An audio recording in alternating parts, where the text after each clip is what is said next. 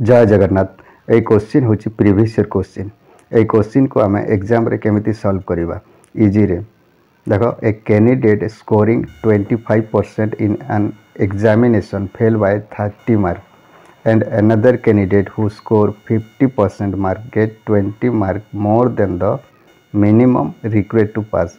Find out the minimum percentage of mark required to pass the examination. देखो 25% clear 25% 30 mark हूँ fail. जदि 25% रखिबो ताले 30 मार्क फेल। क्लियर 30 मार्क पाई fail. Another candidate 50% mark clear ताले 20% more than clear pass mark रु 20% अधिका। 25% जदि रखिबो ताले 30 मार्क पाई फेल हो। 50% मार्क जदि रखिबो ताले 20 मार्क अधिका रखिबो।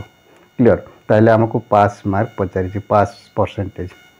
देखो ये लक्ष्य कर 25% एवं 50% यार मझे रहिबो।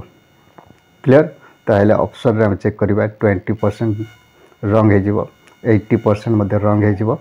ऑप्शन सी हेबो करेक्ट आंसर। ऑप्शन डी मध्य 50% रंग हो। 50% जदि रखिबो ताले अधिका 20 मार्क हेबो।